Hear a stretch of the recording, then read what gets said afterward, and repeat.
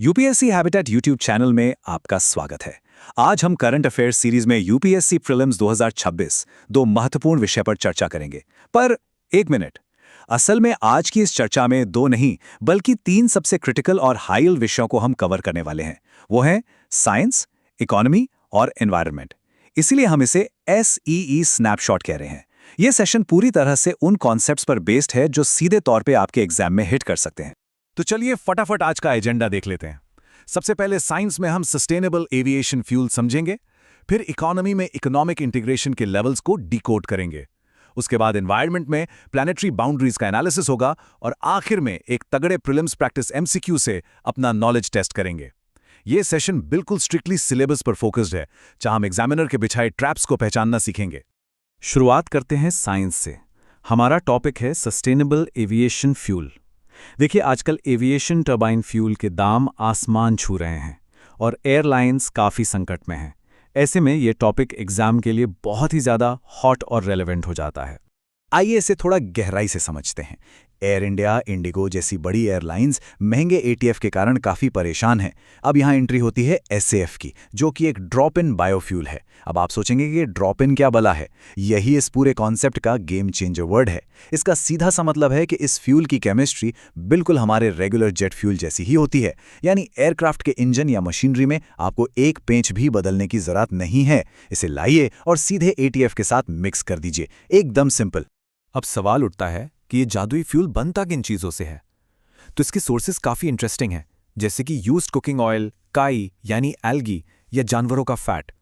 इतना ही नहीं, जो शहरों का कचरा होता है ना, म्यूनिसिपल सॉलिड वेस्ट, या फिर खेती के बाद बचने वाली गन्ने की खोई और कॉर्न स्टोवर, इन सबको प्रोसेस करके एविएशन ग्रेड बायोफ्यूल बनाया जा सकता है। सोचिए, कचरे से हवाई जहाज उड़ाना, ये वेस्ट मैनेजमेंट और एनर्जी क्राइसिस दोनों का कितना शानदार सोल्यूशन है। पर रुकिए, यहीं पर आता है हमारा पहला UPSC ट्विस्ट पॉइंट। एग्जाम में अक्सर सस्टेनेबल फ्यूल और ग्रीन हाइड्रोजन के बीच कंफ्यूजन क्रिएट किया जाता है। बिल्कुल क्लियर रखिए, SAF एक लिक्विड ड्रॉप इन बायोफ्यूल है जो ATF में मिलाया जाता है। वहीं दूसरी तरफ हाइड्रोजन फ्यूल सेल्स की कहानी बिल्कुल अलग है। वो MEA यानी मेम्ब्रेन इलेक्ट्रोड असेंबली का यूज करके हाइड्रोजन की केमिकल एनर्जी को सीधे इलेक्ट्रिसिटी में कन्वर्ट करते हैं। एग्जाम में इन दोनों को मिक्स करने वाले स्टेटमेंट आएं तो बिल्कुल सावधान रहिएगा। चलिए, अब मूव करते हैं इकोनॉमी की तरफ। हमारा टॉपिक है लेवल्स ऑफ इकोनॉमिक इंटीग्रेशन। हाल ही में भारत और न्यूजीलैंड के बीच हुए फ्री ट्रेड एग्रीमेंट ने इस कॉन्सेप्ट को फिर से सुर्खियों में ला दिया है। आइए देखते हैं कि ये इंटीग्रेशन काम कैसे करता है। देखिए, दो देशों के बीच रिश्ते रातों रात एक नहीं हो जाते। ये सीढ़ियों की तरह स्टेप बाय स्टेप आगे बढ़ता है। शुरुआत होती है प्रेफरेंशियल ट्रेड अग्रीमेंट से, जहां कुछ खास चीजों पर टैक्स कम किया जाता है। फिर दायरा बढ़ता है फ्री ट्रेड एरिया में। इसके बाद आता है कस्टम्स यूनियन और कॉमन मार्केट। बात जब और आगे बढ़ती है तो नीतियां और करेंसी भी एक हो जाती हैं, यानी इकोनॉमिक और मॉनेटरी यूनियन। और आखिरी मंजिल होती है कंप्लीट इंटीग्रेशन, जहां पॉलिटिकल और इकोनॉमिक बाउंड्रीज लगभग खत्म हो जाती हैं। और यही छिपा है हमारा दूसरा UPSC twist point, customs union और कॉमन मार्केट। सुनने में एक जैसे लगते हैं ना, पर इनका अंतर बहुत बारीक है। कस्टम्स यूनियन में मेंबर देशों के बीच तो टैरिफ खत्म हो जाता है और बाहर वालों के लिए एक कॉमन टैरिफ लगता है, लेकिन यहां लेबर और कैपिटल यानी मजदूरों और पूंजी का फ्री मूवमेंट नहीं होता। जबकि कॉमन मार्केट में कस्टम्स यूनियन की सारी खूबियां तो होती ही हैं, प्लस उसमें लेबर और कैपिटल के फ्री मूवमेंट की आज़ादी भी जुड़ जाती है। इस प्लस पॉइंट को हमेशा दिमाग में रखिएगा। अब आते हैं अपने तीसरे और आखिरी विषय, एनवायरनमेंट पर। अभी हाल ही में प्लानिटरी हेल्थ चेक 2025 नाम की एक रिपोर्ट आई है, और सच कहूं तो ये रिपोर्ट एक बहुत बड़ा अलार्म है। इसने प्लानिटरी बाउंड्रीज के कॉन्सेप्ट को फिर से सेंटर स्टेज पर ला दिया है। सबसे पहले तो ये समझना जरूरी है कि प्लानिटरी बाउंड्रीज आखिर है क्या। तो बेसिकली ये 9 बहुत ही क्रिटिकल ग्लोबल प्रोसेसेस का एक फ्रेमवर्क है, जो इंसानों के लिए एक गार्डरेल या लक्ष्मण रेखा तय करता है।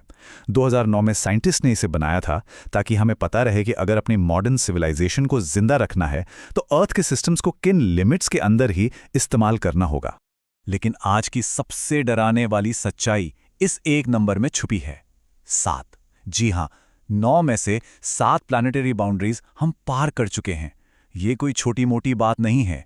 ये दिखाता है कि हम कितनी खतरनाक स्पीड से अपनी पृथ्वी के सेफ जोन से बाहर निकल चुके हैं। चलिए देखते हैं कि कौन सी दीवारें टूट चुकी हैं।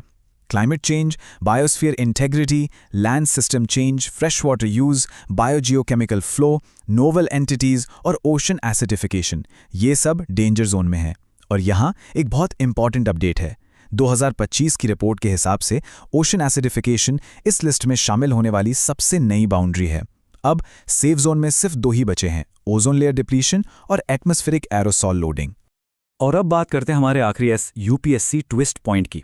अक्सर लोग सोचते हैं कि ओशन एसिडिफिकेशन और क्लाइमेट चेंज एक ही सिक्के के 2 पहलू हैं, पर ऐसा बिल्कुल नहीं है। ओशन एसिडिफिकेशन में होता यह है कि समंदर का पानी कार्बन डाइऑक्साइड को अब्जॉर्ब करता है, जिससे उसका पीएच लेवल गिर जाता है और वो एसिडिक हो जाता है। जबकि क्लाइमेट चेंज लंबे समय तक मौसम और जलवायु की स्थिति में होने वाला बदलाव है। ये दोनों पृथ्वी की बिल्कुल अलग अलग प्लानिटरी बाउंड्रीज हैं, तो एग्जाम में इन्हें मिक्स करने की गलती बिल्कुल मत कीजिएगा। तो दोस्तों, हमने बहुत सारे कॉन्सेप्ट्स को बारीकी से समझ लिया है। अब टाइम आ गया है इस SEE स्नैपशॉट के अल्टीमेट टेस्ट का।